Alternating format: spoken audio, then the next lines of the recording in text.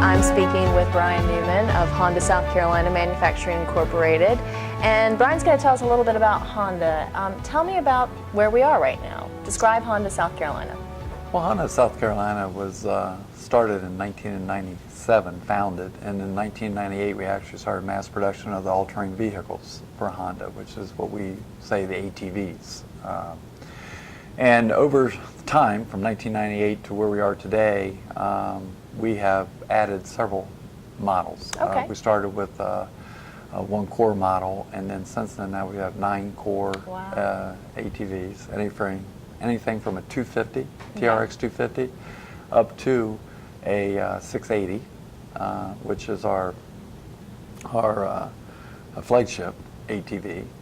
When I say 680, that's 680 cc's of power or engine underneath that all-terrain vehicles. Also, the all-terrain vehicle, we are the largest manufacturer in the world of producing right here in Timminsville, South Carolina, and we're real proud of that. We're #1 market share. We have 34% market share overall.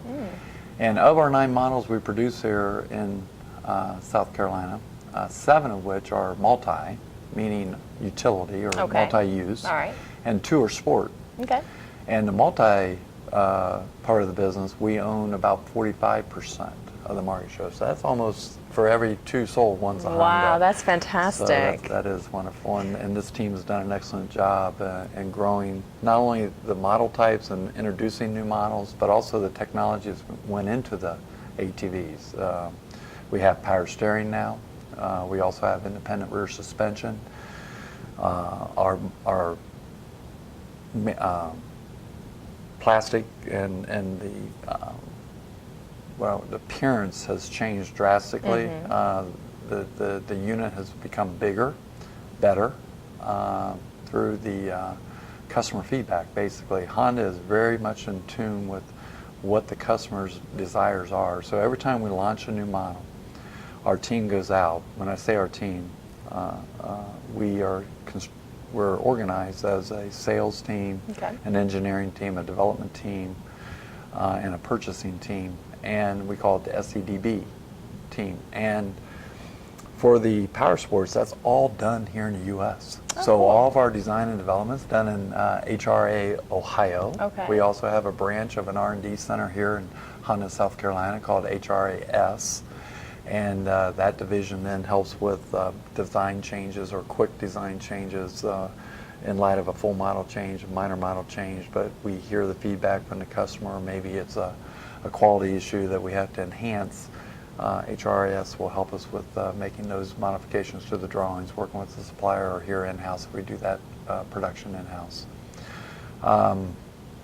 But over the last 16 years, it's been amazing on not only the volume but the model types that we produce, but more importantly, what our associate skill level has become here. So we tell me about that. Well, you know, when you think you're the only one producing these all-terrain vehicles for not only North America but for the world, the model types become, as mentioned, the model type and colors become much unique, and there might be 82, 85 different variations. So our associates and our management team have to be able to handle those type of variations. And when I say by variations, it could be as simple things as some countries need reflectors, some countries need different emission regulations, such as California or some other countries. So we've evolved into being more self-reliant than we were back in the day, where the design and development might be in Japan. Now we're doing all that in Ohio. So our designers being American, our engineers here being U.S., can communicate much better than if it was Japanese engineers versus the Americans. So we can launch models much faster by doing that. And so overall, you know, we do about 100 to 110,000 a year of all-terrain vehicles. And I'm real excited. Just 2 years ago, we introduced an all-new side-by-side, what they call the MUV in the real world, multi-use vehicle. And we call it the side-by-side because now it's not single seats. Now we can get 2 to 3 and 4 passengers. And so we launched our brand new Pioneer 700 about a year and a half ago. And right in behind that, we launched our brand new Pioneer 500 side-by-side, and more to come.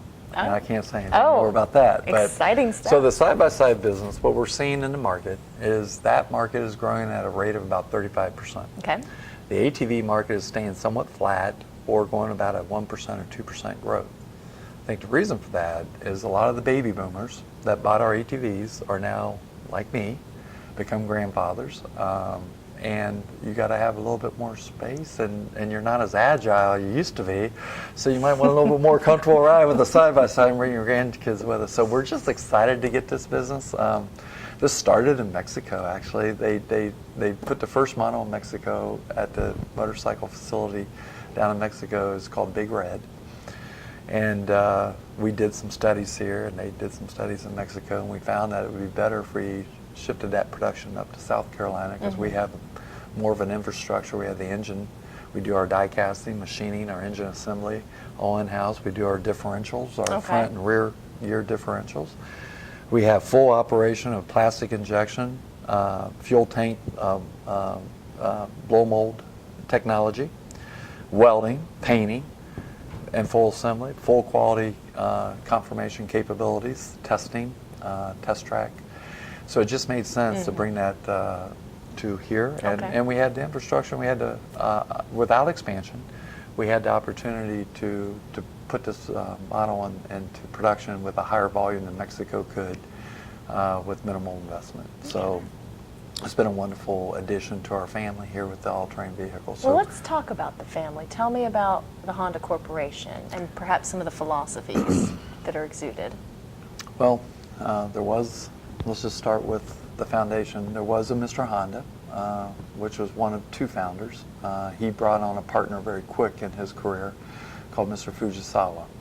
Between Mr. Honda and Mr. Fujisawa, they developed a Honda philosophy. And that philosophy is still alive today. And the philosophy basically is the foundation of that philosophy by Mr. Honda and Fujisawa is respect for the individual. And the way they defined the respect for the individual was 3 words: initiative, equality, and trust. And when you think about those words, Mr. Honda described initiative as he wanted every associate to take the initiative to learn something and do something different than you did yesterday. Improve something. Interesting. And be willing, even if you make a mistake, learn from it and go on. So being more than just a good soldier and doing your same job every day. That's right. Get involved. Try to find better ways to join the process or better technologies. And we allow our associates that freedom. We have a suggestion system here that the associates can put in suggestions. We have a tech fest all the time. We have ergonomic activity here where associates can get involved in Ergo Cup is what we call it. Who's going to win the Ergo Cup? Who's making the improvement of the process to make the job safer, to make it more ergonomic friendly? And so it's bottom up, and that initiative comes from the associate, right? And then equality. It's a white uniform. Everybody looks the same. They wouldn't know if I was the president or if I was the associate worked mainline 18 process. As I walk and talk the floor, unless you knew who I was, you wouldn't know. And the reason he did that is he wanted everyone to be treated the same. Just because of your title or just because Mr. Honda was Mr. Honda, he didn't want people to know that. He wanted to see how people treated each other without titles, without knowing who the individual was. And that runs a little bit counter to Japanese culture, doesn't it? It does. And what a great culture, right? Because you never know who you're talking with, and you want to treat everybody like you like to be treated, right? I mean, that's how I was brought up. And so it forces you to do that because you never know who you are talking to with the company. And it's so important. The equality is so important. Giving everybody the same opportunities. Look at the opportunities they gave this young man. A Fountain, Ohio high school graduate, that just had the passion for the product and the passion to want to work for the company, but also had the passion to learn more about the company and learn that philosophy I'm describing to you. And then finally, the trust. And trust is dynamic, right? You either build trust daily with your associates, with your team, or you go the opposite and you erode the trust. And I'd much rather build that trust and relationship than I would to do something that would cause some disrespect or less trust in me as an individual, not as president, but just me as an individual. I want to treat everyone like they should be treated, and so it's a true family here, and I think that's all across the board. I say this in South Carolina, but it's the same in Ohio. It's the same in Thailand, Japan. That philosophy is deep. The three joys. The joy of buying. I had that. The joy of selling. I really don't directly sell, but I do sell because I love the product so much. I'm going to tell everybody about it. Sure. So I really am selling. But our dealers have the joy in selling such a great product because it is a good product, and our customers enjoy using them. And then finally, the joy of creating. And that's where, my life in 34 years, I come in every day and we're challenged every day with maybe new products, new models, or just with the current model. But how do we find that joy of creating and put that environment out there for our associates to really know that this product that you're doing, this part of the process you're doing is going to be bringing joy to a dealer, going to be bringing joy to the final customer. And at the end of the day, our company principle states that maintaining a global viewpoint, we are dedicated in supplying the highest quality products, yet at reasonable prices for worldwide customer satisfaction. And that's really the meat of the philosophy. If you come in to Timmonsville, South Carolina without anything other than that on your mind, you should probably leave, because every product will be sold to someone in the world. And it's got to be at the highest quality, yet as people want, at a reasonable price for the value you receive. And our associates need to be engaged in that strongly. And then there's the rest of the Honda philosophy. So that's what goes on here every day, and that's the corporate, and that's what's local. And I always say we're a global company with a local focus. And what I mean by that is, like I said earlier, the community. How can we get back to the community? How can we work with Florence Darling Technical College? How can we work with Francis Marion University? They just started a new industrial engineering. When we launched a new Pioneer 700, it was my honor to give President Carter, Dr. Carter, a check of $50,000 to help start the industrial engineering center there in Francis Marion, because I know that'll come back and be a benefit to Honda, South Carolina. Right here in your backyard. That's right. Those students will become associates of Honda, South Carolina, helping us improve our efficiencies through their industrial engineering knowledge. Florence Darling Tech, we do a lot with tech, with welding. We do a lot with the assembly, special schools. We've used Florence Darling Tech many different ways, and they're just such a great resource to have. We have two great institutes here in South Carolina that we are so proud of to be partnered with. And again, as I mentioned, the Florence County Economic Development team has been wonderful to work with here, and they work with us on anything our needs are. They're there front and center to help us. So. Well, tell me why in the 90s Timmonsville rose to the top of the pile when Honda was looking at where to build their next facility. Well, one of our philosophies also is produce the product where the product is sold. Okay. And so when you look at the demographics of the United States, the Southeast, up and down the Southeast is where the majority of the ATVs were being sold at the time. Still today, it is our Texas up.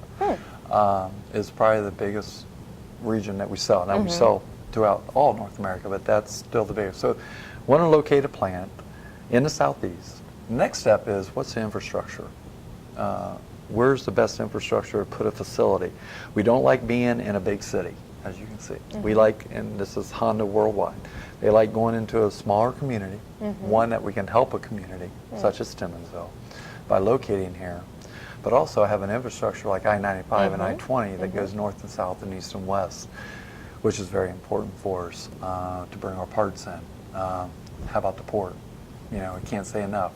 When I first came here, we was bringing everything to the West Coast and trucking it over. Oh my gracious. And again, you got to remember, Honda was birthed in Ohio, so And California was where our sales team was. So everything was kind of flowing through California, West Coast to the manufacturing facility. As we expanded, we opened up Alabama, Honda Alabama manufacturing. We opened up Honda Power Equipment in North Carolina, Honda of South Carolina.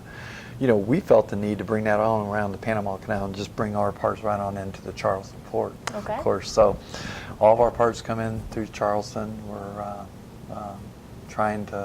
all about making it deeper, go for it, you know, because again, our business is expanding with the side-by-side business. The parts are getting larger, and we're globalizing our parts just like everybody else. So at the end of the day, people say, oh, is it dangerous to globalize to low-cost countries or whatever? It's not, because they're still using the Honda drawing. They still got to meet the Honda spec. It's not making the product cheaper. It's getting the parts made in a different location at a reasonable price, but at the same spec that's required for Honda to be brought here. And the port is so important for us. Right. So that infrastructure is another reason why I believe, I wasn't here at the time of that decision, but it's obviously easy to see why they put this facility where they did, right on I-95, and with the infrastructures that South Carolina has to offer. This facility, tell me what it's like at full capacity in terms of input, output, workforce requirements, etc. Well, full capacity for us right now compared to what it was back in 2006 is totally different. Tell me about it. Back in 2006, we was ramping up to about 200,000 units a year. Wow. 2,000 associates, and about $2 billion worth of money. But anyway, economic crisis hit, right? And the Lehman Brothers shock hit. And with our business, we follow housing. We follow the market very closely, especially the housing market. And when we had the crash, obviously our product, being an all-terrain vehicle, off-road vehicle, isn't one that everybody must have. So our production drastically reduced. From that, we had to offer up an SVSO, which was basically a voluntary separation opportunity for our associates, which was a package. We don't lay off. It was a package. It was not a must. They had an option, take it or not. So we had some associates take it, but our fourth part of the package was, if you do take it and you go out and either get your education, go back to Florence Iron Tech, get skilled at something different, or if you just go to another facility, but if you don't like it, but you want to be rehired back in with us, we'll allow that. Okay. Because we knew it was going to, you know, if you rebound. watch it, if you look at the economy in North America over the years, you know it's going to rebound. So we wanted to be ready. One, we had to, you know, like everybody, we had to cut costs and reduce. And then as we started building up, we wanted to make sure we had a workforce skilled that could be able to build up quickly. Now we're back up to about 110, 120,000 of ATVs.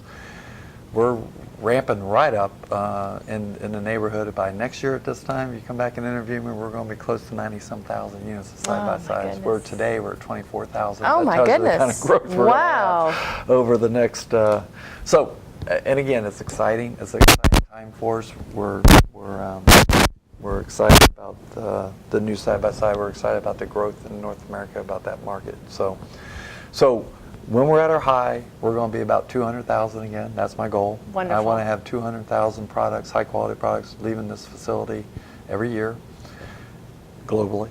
And I want to be able to hire at least have 2,000 associates eventually hired here again at Honda, South Carolina. That's a lofty goal. Now, what are some of the variables weighing on your mind when it comes to reaching that goal? Economy. Okay. Where we're going to go with the presidential election. What's going to happen? What's with the gas prices? We follow gas prices too. Of course, the ATVs, gas prices go way up. People most likely is not going to go buy the all-terrain vehicle or side-by-side that takes, you know, petrol or fuel. So we watch the gas price. We watch what the market's doing, what the housing's doing.